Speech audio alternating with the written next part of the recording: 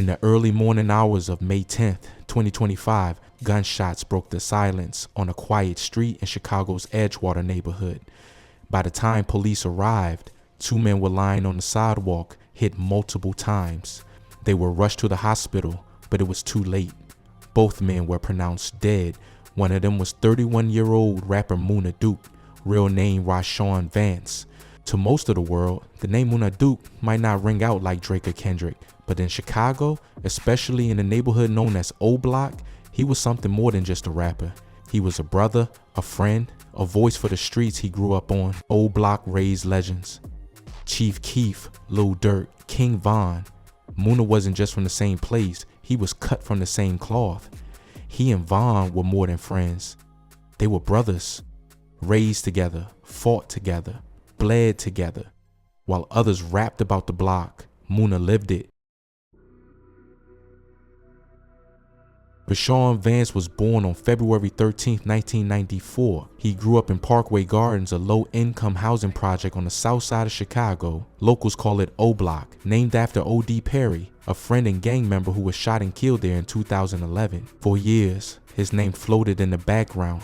Silent appearances in videos, photos next to Keef, a soldier in the shadows. But after a robbery charge landed him in prison, Munna came out changed, focused, ready to speak his truth. Like many kids in his neighborhood, life wasn't easy. Violence was normal, jail time was common. Munna did time too, serving a prison sentence in his early 20s. But when he came home, he picked up a mic instead of a gun. He started rapping seriously, turning his pain and experience into lyrics. His first real breakout came with the track 12 a.m. and fans began to notice. From there, he dropped songs like Winning, Right Back, and I Ain't. They weren't chart toppers, but in Chicago, they hit hard. His music wasn't made for the radio, it was made for the blocks that raised him. In 2022, he released 10 to Die, a tribute to his neighborhood and the life that shaped him. A year later, he dropped an album called Welcome to the Jungle. It wasn't polished or mainstream, but it was real. That's what people loved about Munna.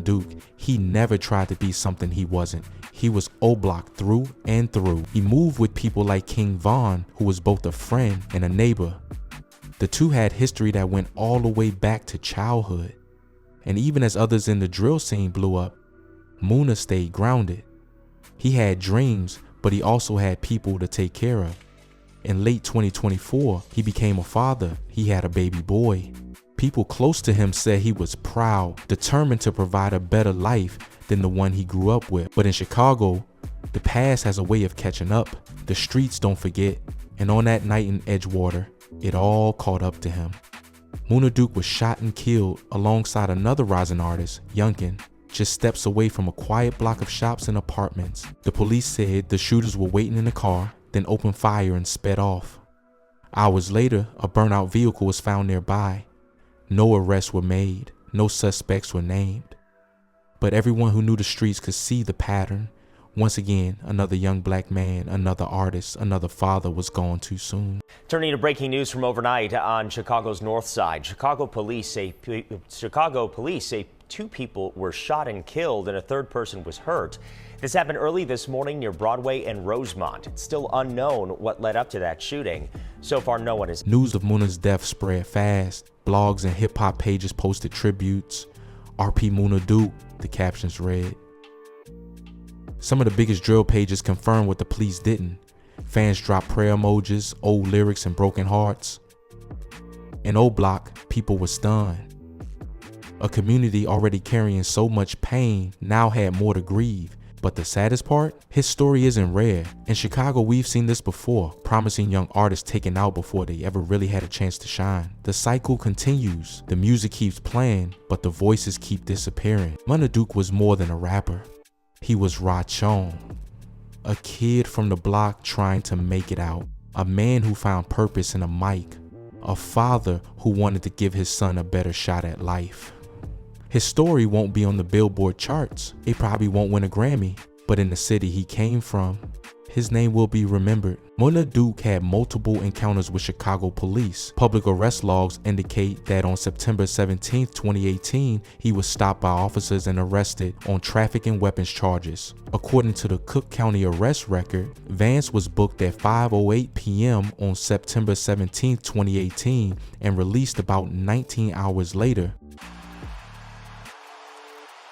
Hey, what's going on, man? What's going on? How you doing? You got a driver's license insurance? Yeah. What happened to your window? I was getting it fixed today, but they ordered the wrong window, so I gotta wait till the other window comes. Okay. So you got insurance, boss? Yeah. Alright. Do me a favor, roll this back window down. You got an ID on you, man?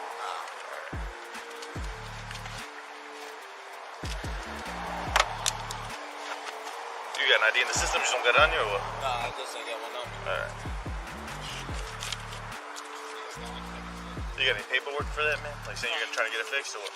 Nah, we was just fixing it today. That's a lot of tape on there, but they ordered the wrong window. What happened? They ordered the wrong. It's 2019. I saw a crack at first. I was gonna give you a pass, and then that's like, you can't be driving like that, man. He just got the he was fixing it, but then I'm trying. the other track today. And put your phone down, put your hands on. Even you cool with the suspended license. I don't give a shit about that. All right. But we just gotta make sure the vehicle ain't on shit. All right. Okay.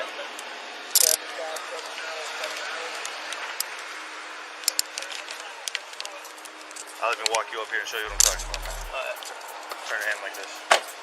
Man, what's up with your wrist? Huh?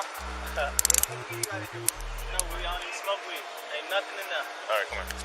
Come here. I'm bringing over. You got him over? Come here. The listed charges included driving on a suspended license, operating an uninsured vehicle, and having a broken/cracked windshield, along with more serious violations, being an armed habitual criminal, a designation for a felon in possession of weapons, resisting/obstructing police, and violating annual gun offender registration requirements. On April 26, 2019, Chicago police arrested Vance again after a late night traffic incident.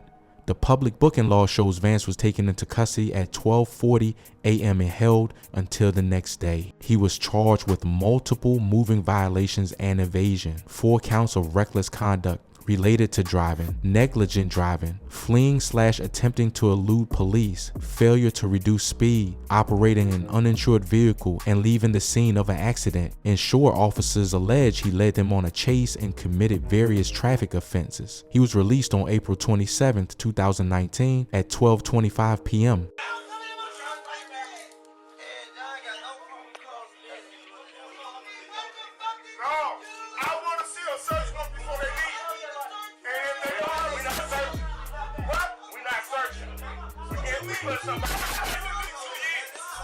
You're the lease owner. What's your name? What's your advance? Okay. That's your car in the back.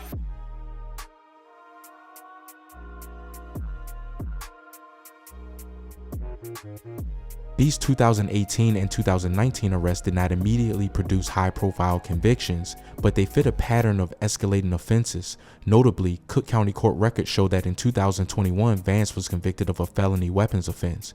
Local news outlets reported on April 2, 2021, Rajon Vance pleaded guilty to unlawful use of a weapon, felon in possession of a firearm. He served roughly 4 years behind bars and, according to state corrections data, was released from custody around early March 2025. Prior to that felony conviction, Vance had other Chicago arrests. Public records show he was repeatedly arrested between 2015 and 2018 on mostly minor charges. For example, in July 2015, he faced reckless driving charges, and in 2017, he was cited for annual gun offender registration and even a simple traffic violation, no turn signals. He was also booked in November 2015 on a weapons registration offense and in September 2016 for parole violations related to gang contact.